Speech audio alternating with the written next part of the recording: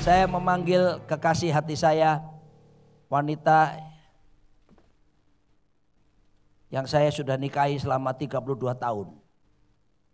Bojoku Dewi, istri saya. Kami berdua akan tandem, ya, akan menyampaikan firman Tuhan bersama-sama. Ya, saya percaya kekuatannya akan lebih manjur ketika daripada sendirian. Saudara aku dikasih Tuhan, kami berdua akan sharing tentang bagaimana kita menjalankan hidup disiplin rohani. Indonesia dalam Olimpiade kali ini mendapatkan 2 medali emas, itu keren. Tapi 2 peraih medali ini enggak datang dalam satu malam. Mereka pasti berlatih sedemikian kerasnya sampai akhirnya mereka menjadi juara dan levelnya internasional, mendapatkan medali emas. Saudaraku, hidup seperti sebuah pertandingan, Alkitab katakan. Dan kita harus mengikuti race, jalur, gelanggang yang Tuhan tetapkan buat setiap kita. Nah, saya berdoa supaya setiap saudara punya mentalitas juara, mentalitas kerajaan Allah. Sebab saudaraku, kita lihat sekarang ada beberapa ekstrim pemahaman teologi. Ya, saya tunjukkan saudaraku, ada ekstrim yang disebut teologi kemiskinan, ada teologi kemakmuran, tapi kita menganut teologi kerajaan Allah. Apa itu teologi keseimbangan? Saudaraku, sebentar lagi kami akan bercerita tentang seorang yang bernama Ayub. Ada orang berkata begini, kalau teologi kemiskinan berkata begini, orang kaya itu pasti berdosa. So, hanya orang miskin yang hidup suci. Itu teologi kemiskinan. Ya, dan itu banyak orang percaya seperti itu.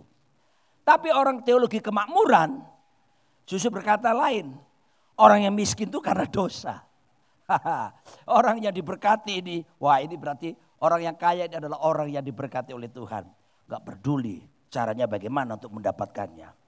Ya, tetapi teologi keseimbangan justru terjadi karena apa, saudaraku?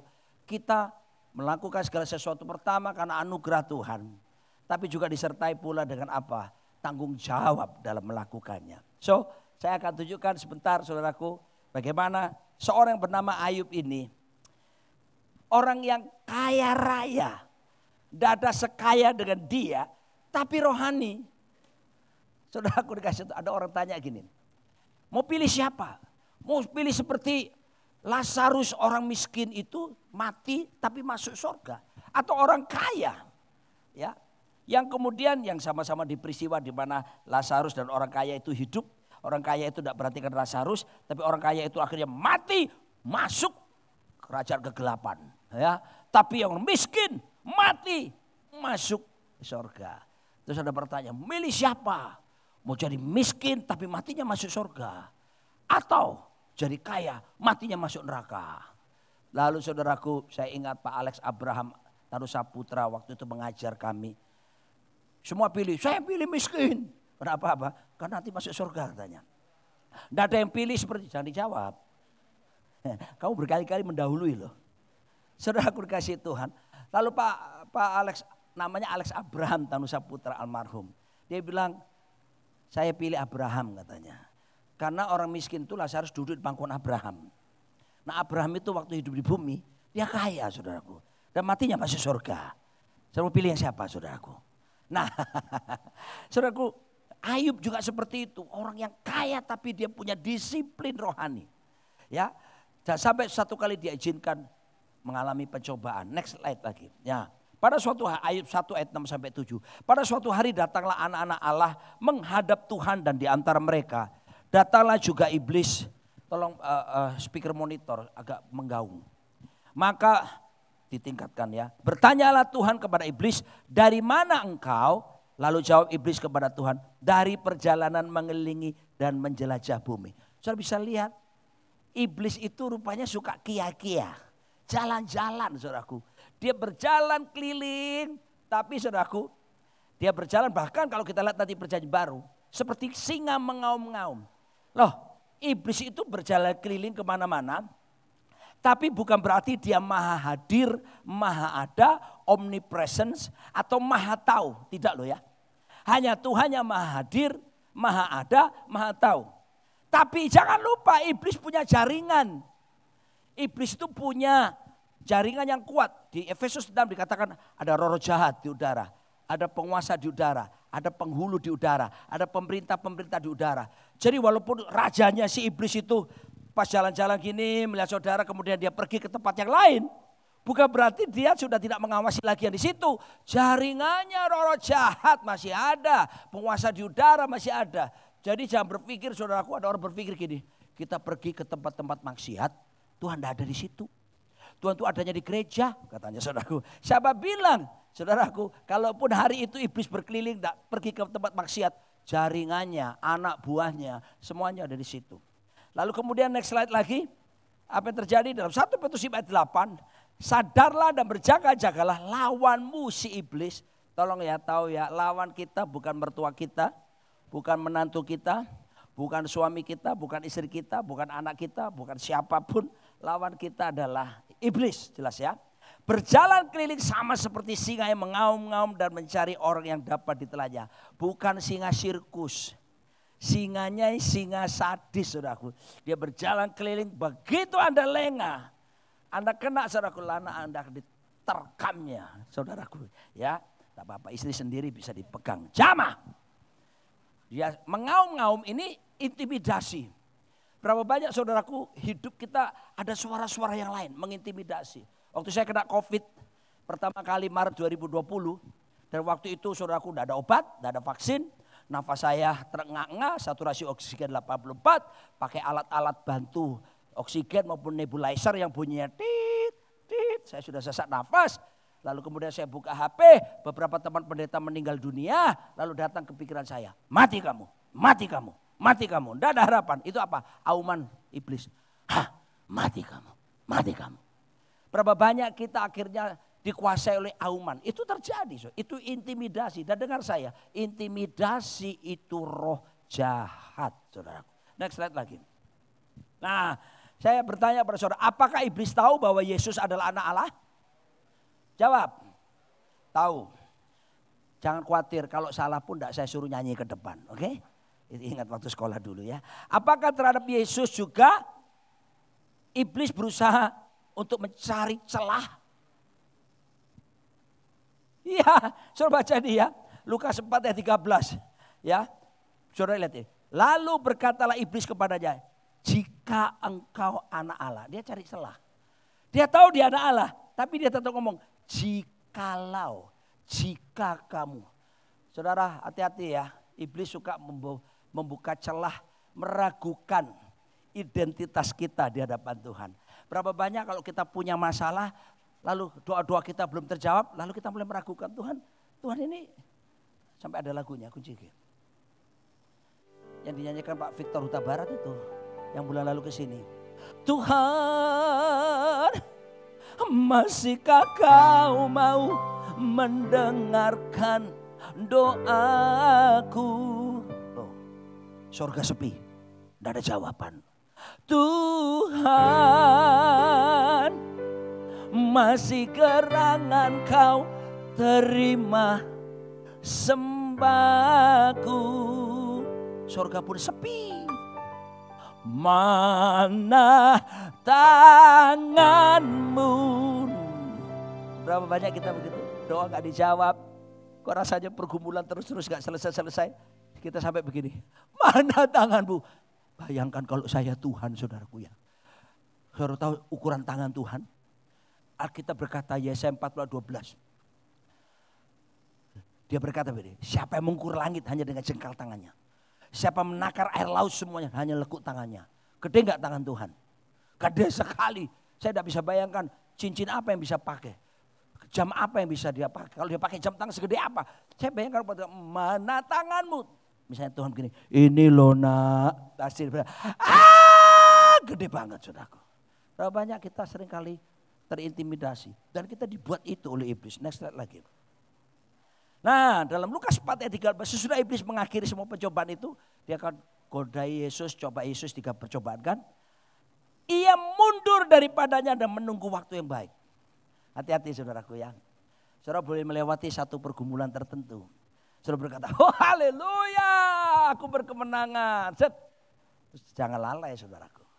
Karena iblis Selalu tunggu kesempatan yang baik di waktu kita lengah, di waktu kita lemah. Dan dia kemudian siap untuk menerkam kita kembali. So that's why apa kata Yesus berkata, berjaga-jagalah dan berdoalah. Dalam terjemahan lama saudaraku, kalau Alkitab tentang berjaga-jaga itu dalam bahasa Ibrani mengandung pengertian super maksimum security. Saya berkali-kali keluar masuk penjara untuk pelayanan, bukan di penjara ya. Apa bedanya penjara yang di Polsek, Polres, Cipinang, dan Nusa Kambangan? Saya sudah pergi ke semua lembaga permasalahan tersebut.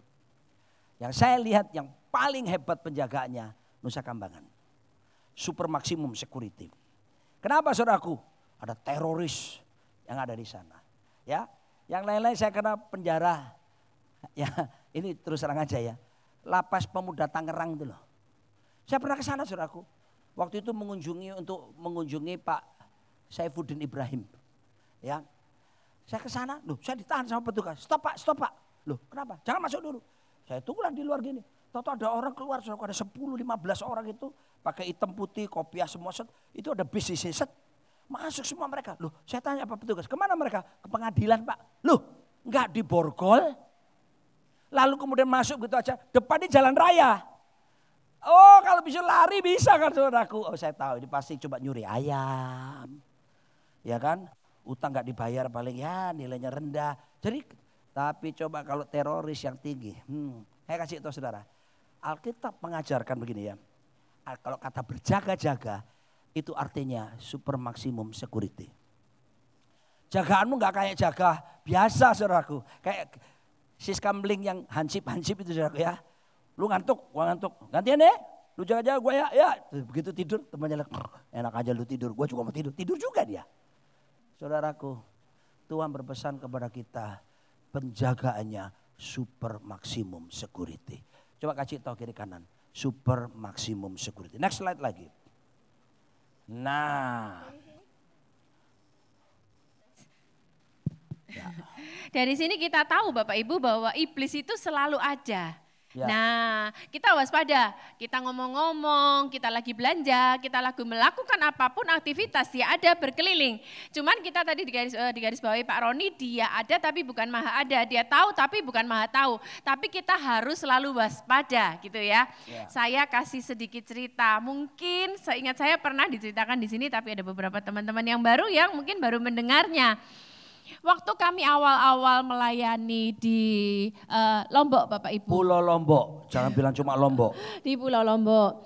Nah awal-awal Pak Roni itu semuanya sendiri. Mimpin pujian, khotbah, main keyboard, perjamuan kudus semuanya sendiri. Ini ada beberapa teman-teman dari Lombok ya. Bu Erni, ada Pak Ongki. Cuma enggak jalankan kolektor sendirian gitu aja ya. Nah kemudian apakah yang terjadi? Nah akhirnya di kondisi yang seperti itu Pak Roni itu meng-hire rekan kami.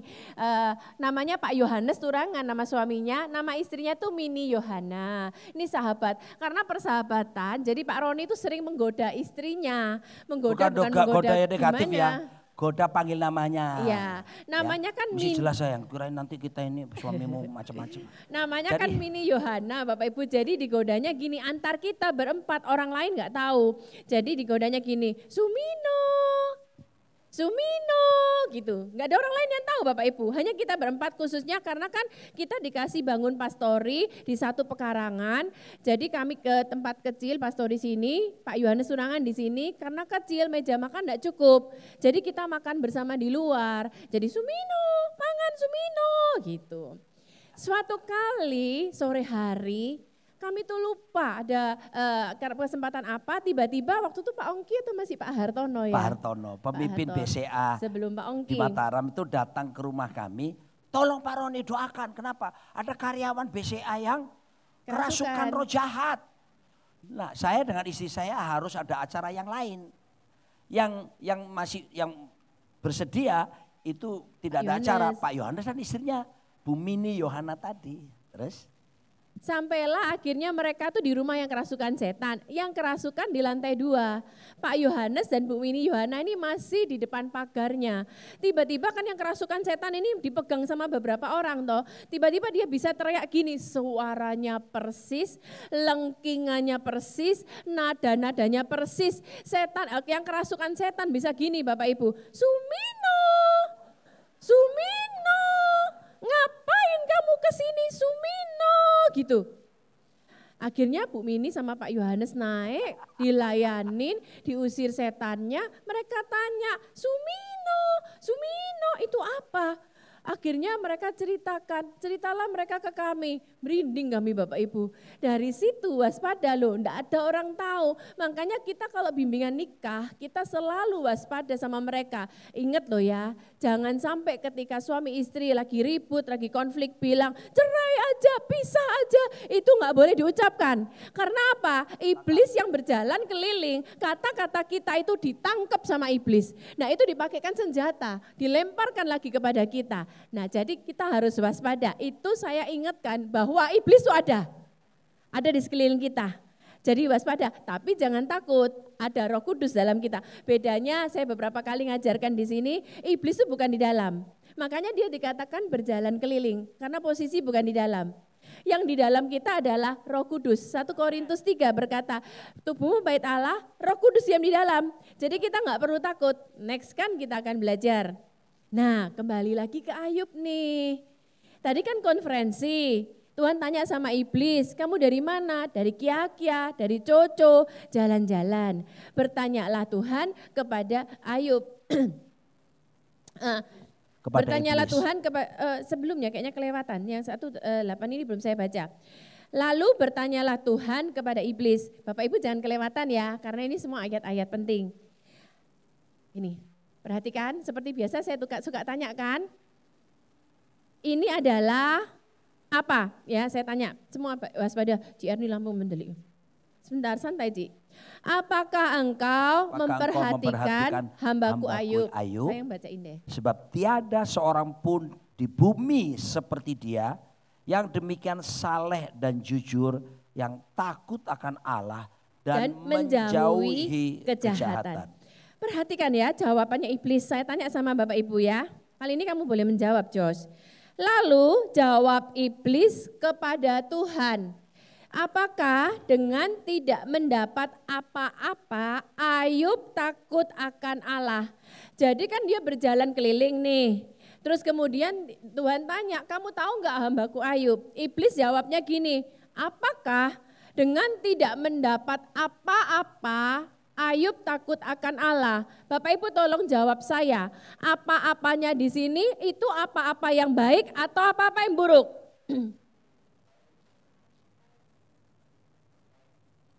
Tunggu dulu Bapak Ibu, kan Tuhan tanya toh, kamu tahu enggak? Dia bilangnya gini jawabannya, apakah dengan tidak mendapat apa-apa, oh kalau dia kaya, kalau dia sehat, anak-anaknya baik, ya jelas dong dia takut akan Tuhan. Paham? Berarti apa-apanya di sini itu apa-apa baik atau enggak baik? Buruk. Paham Bapak Ibu ya?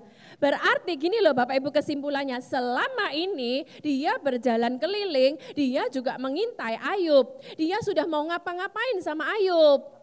Tapi nggak bisa, makanya dia bilang jelas aja dia takut Tuhan. Karena selama ini kan dia kaya, dia baik-baik aja. Kesimpulannya dari ayat ini dia sudah mau ngapa-ngapain, kagak bisa.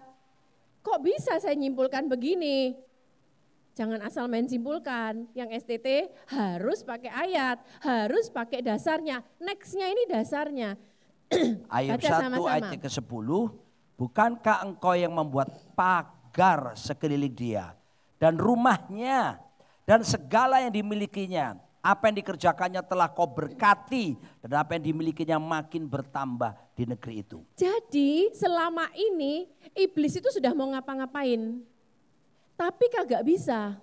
Karena firman Tuhan berkata, katakan bersama saya, pagar sekeliling.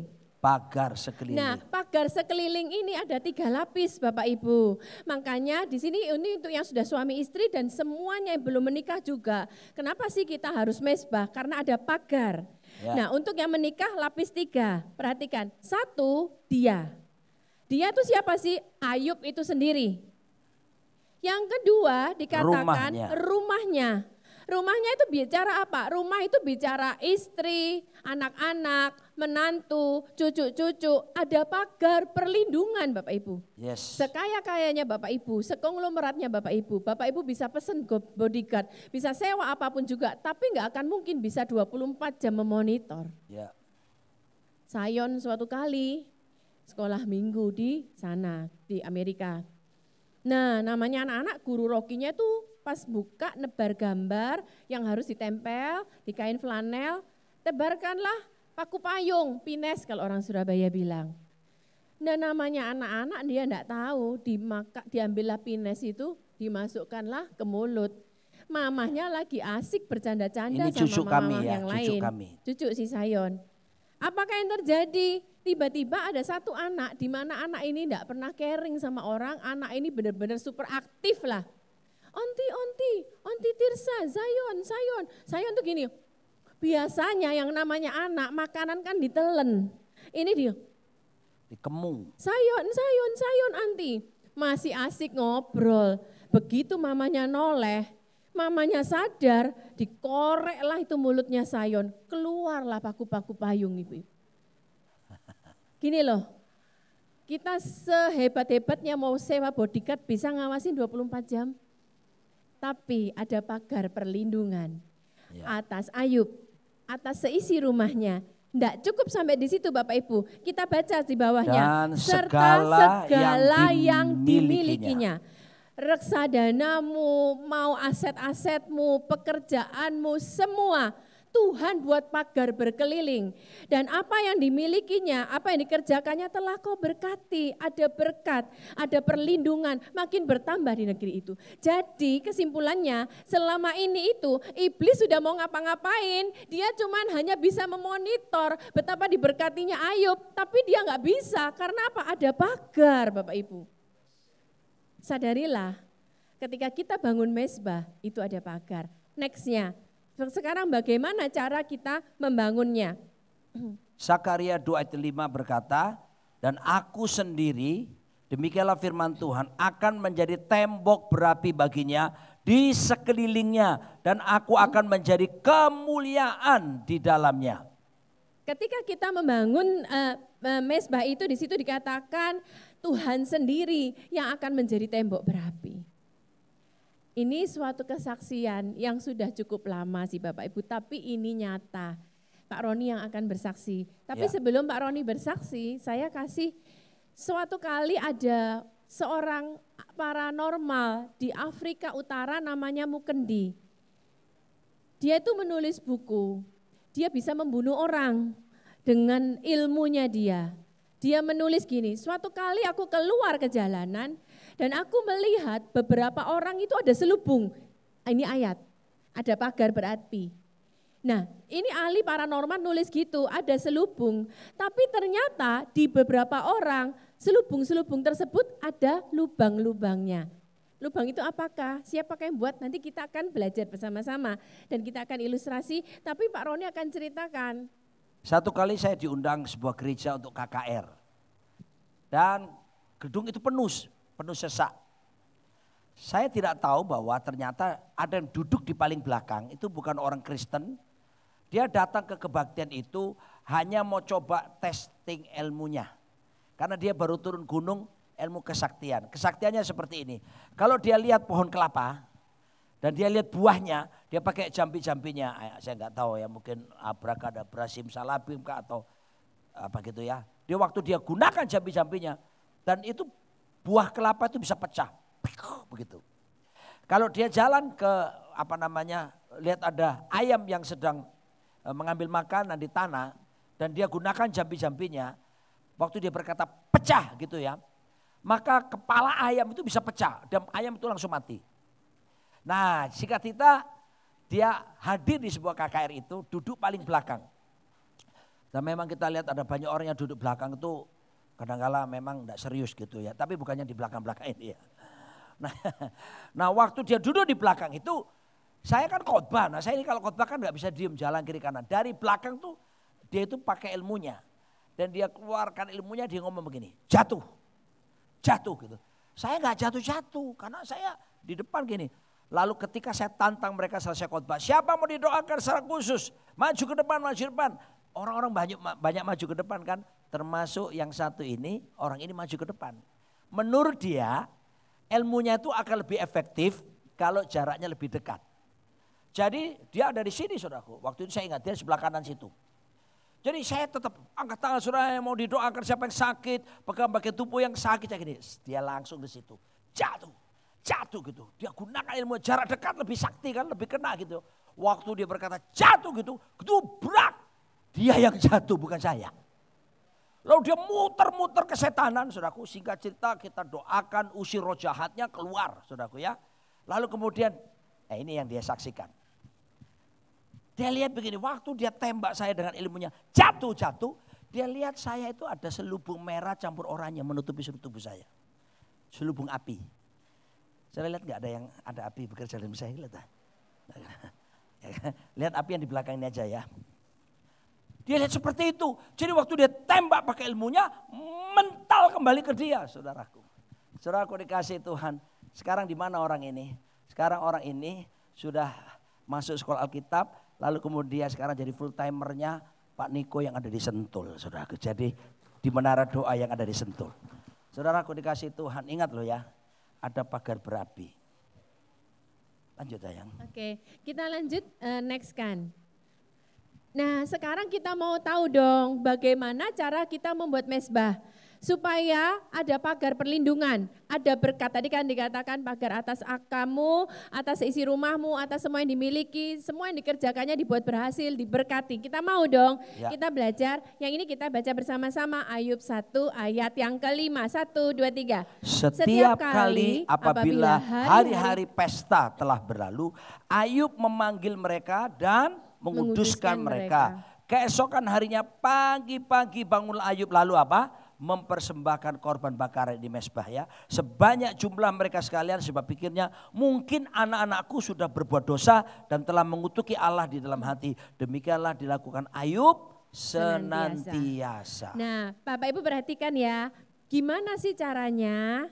Nanti kita paling ending kita tutup untuk yang keluarga. Jadi ini khotbah untuk semuanya, tapi ending bagian ada yang keluarga.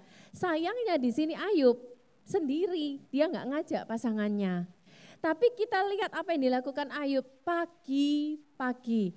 Bangunlah Ayub lalu mempersembahkan korban. Puji Tuhan loh, kita ini di zaman perjanjian baru. Nggak usah bawa kambing, domba, lebu, sapi, potong-potong, ngak-ngek-ngok, berdarah-darah di mana-mana. Tapi kita cukup mempersembahkan korban. Nanti Pak Roni kita akan sama-sama praktek ya Bapak Ibu. Jadi hari ini bukan teori, tapi juga ada beberapa ilustrasi dan praktek. Apa yang kami lakukan sehingga benar-benar kami ngalamin ke sorga dalam keluarga. Dan apa yang terjadi? Dia mempersembahkan korban. Demikianlah dilakukan Ayub senantiasa. Jadi rutin Ayub melakukan sebagai imam. Nah saya kasih tambahan bonus nih Bapak Ibu ya. Nanti Bapak Ibu baca di rumah PR. Nah saya ini kalau secara karunia kan guru, jawatan guru. Jadi kalau guru kan selalu kasih PR. Saya kasih PR Bapak Ibu baca semua di rumah Ayub pasal pertama. Pembicaraannya dong. Terus habis gitu Tuhan bilang gini nih sama Ayub. Kan ada kuis ya di Indonesia, deal or no deal. Dealnya iblis sama Ayub itu, dealnya Tuhan sama iblis itu kata nah, saya bayang. Nah iblis oke. Sekarang kamu Ayub ada dalam tanganmu. Hanya sayangkan nyawanya gitu.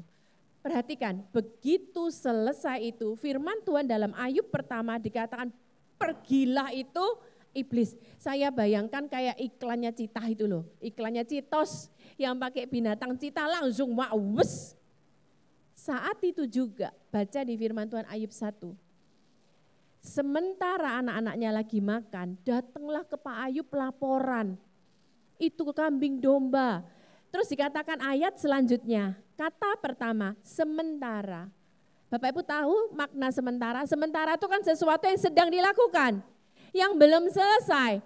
Begitu sementara datang lagi pegawainya yang lain, kasih berita lagi. Sementara lagi di ayat selanjutnya, datang lagi pegawainya. Sementara lagi, datang lagi pegawainya, kasih tahu 10 anakmu mati. Karena apa? Pagernya dikasih izin dibuka. Begitu pagar perlindungan diangkat, ya, yang terjadi adalah kemiskinan menyerang. Harta kekayaannya, kambing domba mati semuanya, lenyap. Lalu kemudian aset-asetnya habis dalam waktu yang bersamaan. Dan ujung-ujungnya adalah 10 anaknya mati keruntuhan bangunan. Saudara bisa melihat itu penderitaan yang paling hebat. Paling hebat, tidak sampai di situ saudaraku. Ayub sendiri pun kena, kita perkirakan kanker kulit saudaraku, stadium akhir.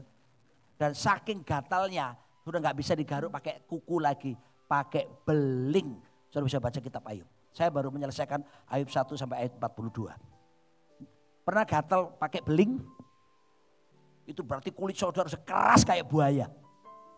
Sakitnya luar biasa. Kenapa? Pagarnya diangkat. Tapi Tuhan pesan sama si iblis, sayangkan nyawanya. Kalau Bapak Ibu search, itu ternyata bukan hanya kulit. Ginjal, empedu. Semuanya ada di dalam Ayub. Jadi sakitnya itu super sakit. Ya. Apa yang harus kita lakukan saudaraku? Supaya pagar perlindungan Tuhan tetap berlaku dalam diri setiap kita. Bangun mesbah. Ya. Udah ada contoh ya? Next slide lagi. Kapan waktu yang terbaik? Nyanyi lagu ini. Kasih Tuhan tak berkesudahan. Tak habisnya rahmat-Nya, selalu baru setiap pagi,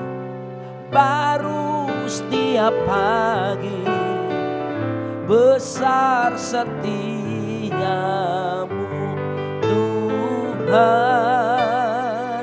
besar setiamu. Setiap pagi, saudara. Kenapa? Ya sederhana. Kita mesti belajar dari guru agung kita, Yesus.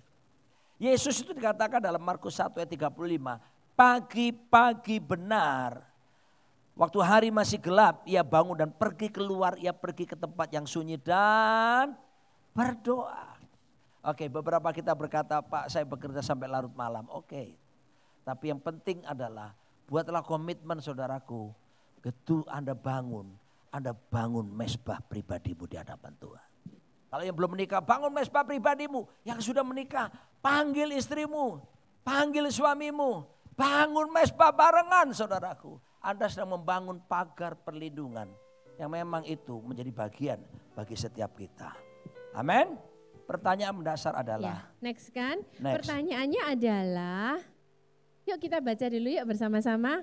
Berjaga-jagalah dan berdoalah supaya kamu jangan jatuh ke dalam pencobaan. Roh memang penurut tetapi daging lemah. Pertanyaannya adalah, jadi gini, kalau bicara mesbah baik pribadi maupun yang sudah berkeluarga, kuncinya 2. Komitmen, konsisten. Sama-sama berkata-kata yuk, komitmen dan konsisten.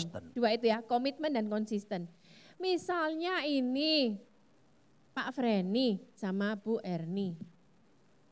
Wah sibuk kerjaan banyak gangdau nih ya. 1 bulan gak mesbah keluarga. Pagarnya masih ada enggak Pak? Jangan takut salah. Enggak disuruh nyanyi. Jos gimana? 1 bulan? Masih ada tapi udah lemah. Jadi yang lemah pagarnya. Bingung dia. Pak John gimana Pak John? 3 bulan Bapak enggak mesbah keluarga sama Bu Tini. Pagarnya gimana? Nah kita lihat ya ayatnya lagi saya ulang. Sama-sama baca, berjaga-jaga dan berdoa. Supaya apa sih? Kamu jangan jatuh, supaya siapa yang jangan jatuh? Kita. Karena apa? Roh kita penurut tapi dagingnya lemah. Ya. Nah saya kasih ilustrasi ya Bapak kita Ibu. Kita panggil 3 orang ya. 3 orang. Yang besar. Bapak ini saya lihat. Besar. Pak, kelihatan sangar. Suaminya Bu Vera. Yang kecil suaminya Ya. Pak Bu Tasya sayang. Pak John ya kalau enggak salah, Pak John juga ya. Ya, Pak Bapak kesini. Pak Tony ya. Bapak kesini. Terus kita panggil perantaranya kedua Josh Peter. Ya, oke. Tolong agak ke depan sini. Ya, Bapak di sebelah paling kiri sana. Lalu Josh Peter di sebelah tengah. Lalu Pak Tony. Pak Anthony di sebelah sini. Ya. Kamu di tengah. Nah, Alkitab mengatakan bahwa manusia, setiap saudara saya terdiri dari tubuh, jiwa, dan roh. Oke? The real you is not your body, the real you is your spirit. Itu ya, keadaan kita yang sesungguhnya itu roh kita. Ini tolong bergandengan gini. Ya, ini di dalam setiap kita selalu ada tubuh, ada jiwa, ada roh. Oke? Nah, sekarang saudaraku, kalau seandainya manusia roh kita ini jauh dari, karena kita tidak berdoa, tidak bersekutu dengan firman, tidak ada disiplin rohani, hidup segan mati pun tak mau secara rohani, saudaraku ya, malas-malas ke gereja, ya apa semuanya, maka yang terjadi roh kita menjadi ilustrasi aja ya, seperti lemah. Roh memang penurut tetapi daging lemah. Nah ketika kita menuruti keinginan daging, namanya daging saudaraku ya. Aduh, orang Surabaya bilang, aduh kucing kok dikai daging, anjing kok daging gitu saudara ya. Jadi wah maunya gitu. Nah coba sekarang istri saya jadi penggoda. Terbalik sayang. Ya ini dulu. Ini daging dulu. Ya daging ini dulu. Jiwa, ini jiwa, ini roh. Jadi seandainya ini rohnya yang kuat ya. Ya ini rohnya kuat karena rajin berdoa, ya. Cari wajah Tuhan, melayani Tuhan gitu ya. Oke. Ini dagingnya jadi lemah walaupun gede seperti ini. Oke. Permisi ya Bu Tasya. Ini ilustrasi aja, digoda. Digoda gitu ya. Anggapnya ini cewek. Ya. Cewek masih muda. Cewek cantik, cewek tajir gitu ya. Shalom Pak Tony gitu. Nah bapak-bapak hati-hati ya, harus ngerti bedakan memang suaranya gitu atau memang garai. Ngalem. Shalom Mbak Roni gitu, hati-hati loh ya Bapak Ibu ya. Shalom Pak Tony gitu. Oh jawabnya gitu Ibu, bahaya. Shalom Bu katanya gitu. Pak saya perlu bantuan Bapak Pak. Bapak keren loh Pak, Bapak cakep loh, Bapak luar biasa loh Pak. Oh lah bahaya ini Bu, bantuan apa? Nah gini Bapak Ibu ya. Pak jangan lupa tadi Bapak enggak berjaga-jaga gitu ya. Justru enggak berjaga-jaga. Jadi saking rohaninya saudaraku ya, sampai perkataan saya enggak diperhatikan tadi ya. Jadi Bapak dalam keadaan tidak berjaga-jaga sekarang ya. Oke. Ada godaan datang ya. Sudah tertarik tadi enggak? Nah. Tertarik. Nah. Seret ke sana, tarik ini. Bukan. Enggak gini saya. Ya.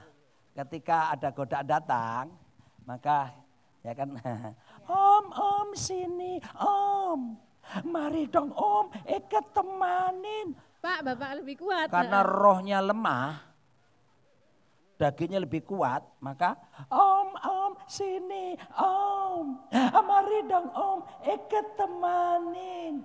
Dia jatuh dalam dosa. Rohnya lemah. Halo, tapi sebaliknya. Tukar aja gini. Bapak yang di situ, sekarang mencari Tuhan dengan segenap hati. Bangunin mesbah, hidup takut akan Tuhan. Ya, lalu kemudian rohnya jadi apa? Kuat. Oke. Biarlah rohmu nyala Pak. Oke. Roh memang penurut tetapi daging lemah. Tapi dia sudah bangun mesbah, dia hidup benar takut akan Tuhan. Nah, ini godaan yang lain ya. Kalau tadi godaan perempuan, sekarang godaan adalah jin.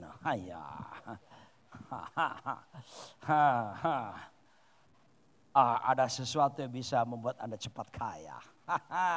Ya. Dalam waktu 1 tahun harta Anda akan meningkat 1000 kali lipat. Iya. Oke, hari ini uangmu 1 juta, maka 1 tahun ini akan menjadi 1000 kali Pak. Tuhan jamah saking jujurnya Tuhan, tidak bisa ngitung.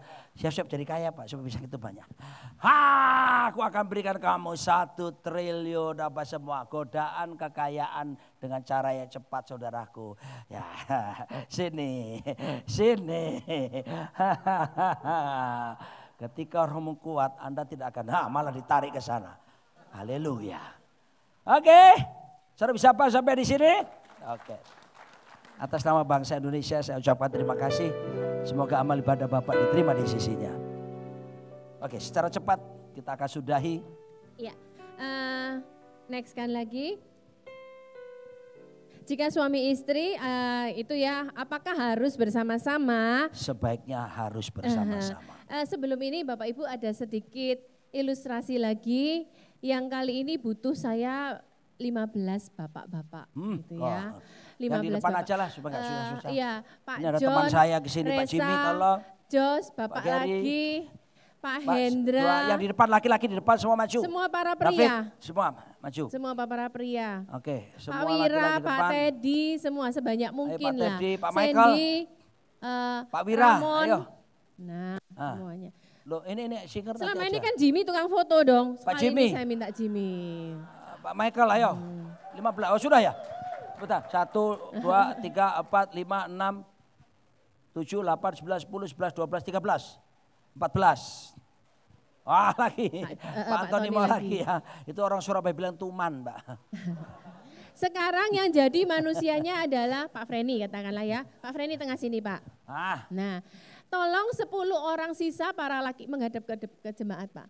Tolong 10 orang sisa para laki-laki bergandeng gini buat Menghadap lingkaran ke belakang. mengelilingi Pak Freni sebagai pagar berapi.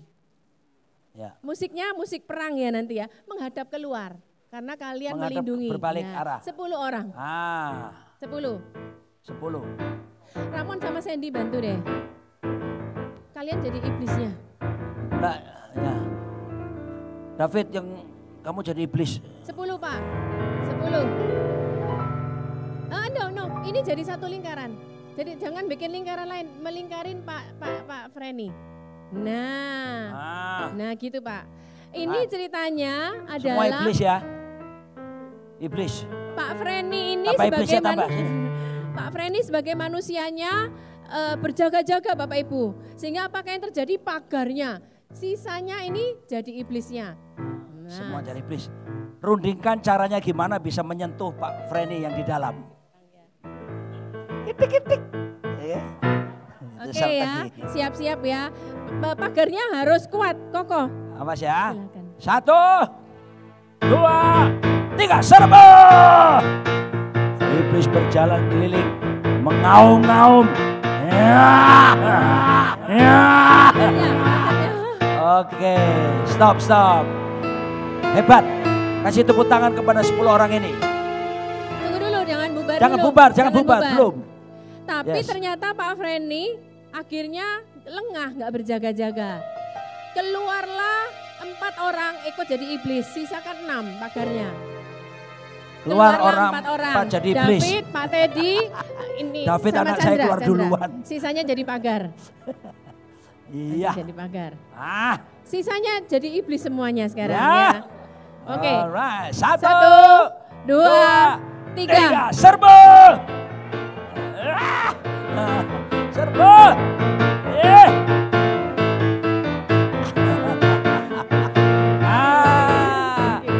Sudah akhirnya Sisakan 3 orang terakhir. Sisakan 3 orang lagi aja. Pak Jimmy, Pak Wira, Pak John.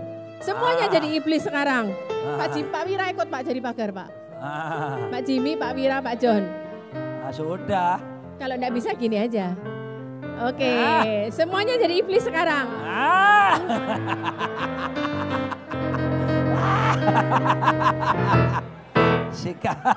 Pak Tony gini Pak Tony, silakan makasih. Jadi yang bikin celah seharusnya siap. Kan tadi dikatakan sadarlah dan berjaga-jagalah lawan musuh iblis berjalan keliling mencari mangsa. Yang buat celah siapa Bapak Ibu? Kita yang buat celah. Oke, saya silakan ke next. Jadi saudaraku next. Oh sorry sebelumnya. Kami akan tutup dengan ini. Jika suami istri, sekarang konteks keluarga ya. Jika suami istri apakah harus bersama-sama? Saudaraku, Gini loh, suami istri itu kan tubuh jiwa roh. Tubuh bersatu karena hubungan seks yang sudah diberkati dalam pemberkatan nikah. Di luar itu kekejian. Tapi yang kedua adalah roh kita bersatu karena apa? Karena satu Tuhan, satu baptisan Alkitab katakan tuh. Tapi masalahnya suami istri kita ini yang seringkali konflik area di mana? Jiwa. Pikiran kita nggak sama, perasaan kita nggak sama, kehendak kita nggak sama. Lalu bagaimana bisa membuat jiwa ini bisa menyatu? Ada contoh di Alkitab Kisah Rasul 4 ayat ke-32. Adapun kumpulan orang yang telah percaya itu mereka sehati dan sejiwa. Konteks di sini ketika mereka doa bersama, bangun mezbah bersama, maka ada kesehatian, ada satu jiwa saudaraku, dan ada saling pengertian satu dengan yang lain. Saya bersaksi bersama istri saya saudaraku, 32 tahun pernikahan kami. Pas September ini kami 32 tahun menikah. Sampai tadi pagi saya sebagai pemimpin keluarga, saya pimpin istri saya untuk selalu tiap pagi bangun tidur. Kami berdua memuji menyembah, berdoa bersama-sama. Saudaraku, dia berkata kepada saya begini, sayang badanmu memang pendek, dia bilang. Saya bilang sebetulnya tidak usah dibilang lagi ya, itu sebuah kenyataan. Ya, tapi dia bilang gini, aku bangga sama kamu walaupun kamu kecil seperti itu. Kenapa saya bilang gitu? Karena kamu suami yang konsisten. Komitmen konsisten membawa aku dan anak-anak membangun mezbah, mencari Tuhan. Waduh saudaraku, thank you baby. Dia enggak bilang begini karena kamu punya tabungan deposito sekian, kamu enggak saudaraku. Karena konsistensi seperti itu. Saudaraku dikasih Tuhan, ketika seorang istri punya kekaguman kepada suami untuk salah satu hal tertentu, itu akan menolong saudaraku keromantisan rumah tangga saudara. Haleluya. Oke, dan next slide yang paling terakhir. Kenapa Pak Jimmy kok senyum terus dari tadi? Tumben hari ini kok menikmati sekali di situ. Coba perhatikan. Saya sampaikan kepada istri saya waktu kita siapkan semuanya ini. Sayangnya Ayub sendirian bangun mezbah. Memang saudaraku pada perjanjian lama pada waktu itu diperkirakan Ayub ini hidup sebelum zaman Abraham malah. Sayangnya saudaraku, Ayub ini melakukannya sendirian. Seharusnya saudaraku, istri, paling tidak istrinya lah di situ walaupun tidak langsung, tapi istrinya bersama-sama. Sebab apa? Istrinya karena nggak diajak sama-sama, maka berkatalah istrinya kepadanya, ketika Ayub kena penyakit tadi semua harta habis, ludes total. Masih bertukukah engkau dalam kesalehanmu? Kutukilah Allahmu dan matilah. Ini istri yang kurang ajar seharusnya kan. Lu mati aja loh. Kutuki Tuhanmu. Saya bisa lihat nih sangat tidak rohani istrinya. Tetapi jawab Ayub kepadanya, engkau berbicara seperti perempuan gile lu. Apakah kita mau menerima yang baik dari Allah tetapi kita tidak mau menerima yang buruk? Dalam kesemuanya itu Ayub tidak berbuat dosa dengan bibirnya. Saudaraku, tapi sesudah ini, ya, sesudah peristiwa ini luar biasa. Ya, karena ini ujian berat kan. Ayub dinyatakan lulus ujian, kesalahannya diampuni, lalu kemudian kembali pagar perlindungannya ditaruh, disembuhkan sakit penyakitnya. Nanti sudah baca di rumah di kitab Ayub, semuanya yang pernah hilang itu, hartanya itu saudaraku kembali, bahkan dia punya lagi anak lagi. Waktu kita selidiki, apakah punya istri baru? Alkitab tidak menegaskan bahwa ada istri baru. Istri yang sama, punya anak lagi, 10 lagi. Ayub masih hidup 140 tahun lagi. Dan dia dipulihkan kekayaannya semuanya. Saudaraku dikasih Tuhan, mari belajar sesuatu kepada kita. Jangan remehkan mezbah pribadi keluarga saudara. Ayo, siapapun saudara orang muda, saya undang kita bangkit berdiri. Kenapa sih bangun tidur sebentar, enggak mau cari wajah Tuhan? Belajar dari guru agung, Yesus melakukannya. Dia the son of the living God. Wow, the son of God, the son of man, and also the son of God. Dia bangun mezbah. Apalagi kita saudaraku. Ya, jadi saya harap saudara mau melakukan ini. Dan mungkin minggu-minggu berikutnya saya akan bersaksi. Saudaraku, atau sekarang aja. Bolehkah saudaraku, sorry saya sudah melewat waktu. Saya minta tambah waktu 2 menit saja. Boleh ya? Dalam kitab Ayub 39, coba tolong disajikan, cepat. Apa sih rahasianya Ayub itu? Jadi pada waktu dia masih belum dikasih pencobaan itu, Ayub itu keren habis saudaraku. Ayub itu orang yang berwibawa, tolongin orang miskin. Ya, Ayub berapa ini? 39 ya. Yang dia berkata begini, Alkitab berkata begini. Next, carikan ayat yang begini. Kalau aku berjalan, maka mundurlah orang-orang muda. Mundur sayang. Ngeliatin Ayub. Ketika saya ngomong, Shalom, mundur. Hah? Ayub 29. Ayub 29, sorry. Ayat yang keberapa sayang? Itu pentingnya punya istri penolong. Ya. Ya, Jos. Punya penolong itu keren, Jos. Jamaah. Terima. Seperti aku ketika mengalami masa remajaku. Oh, belum, next. Terus next, 5. 6. Terus. Ini Ayub ya. Ini tolong singer kembali. Cepat. Supaya saudara ngerti siapa Ayub ini sebelum mengalami pencobaan pagar perlindungan diangkat. Ya, oke ya. Jadi tolong ada yang jadi orang muda, ada yang jadi bupati, pejabat. Ayo. Yang jadi orang muda di sini. Oke. Apabila aku keluar pintu gerbang kota dan menyediakan tempat dudukku di tengah-tengah lapangan, next. Loh, kok ke situ sih sebelumnya? 8-nya mana? 7-nya mana?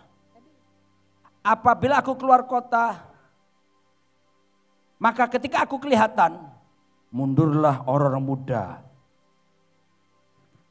Dan bangkitlah orang-orang yang sudah lanjut umurnya, yang lagi duduk, berdiri, ngucapin apa? Shalom. Keren gak saya saudara? Keren gak Pak Ayub ini? Keren kan? Ini orang keren. Contoh lagi, next. Para pembesar, ini pembesar semua, berhenti bicara, keren ngobrol. Pura-pura bicara. Begitu Ayub datang, Shalom, berhenti bicara semua. Dan menutup mulut mereka dengan tangan mereka. Jadi bukan gitu, bau. Keren gak Ayub? Dihormati gak dia? Berwibawa gak dia? Next.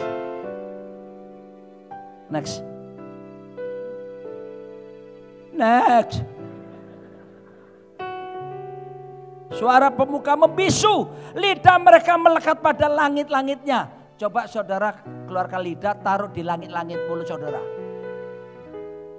Bisa ngomong? Coba ngomong sama saya. Halo Pak Roni gitu. Halo.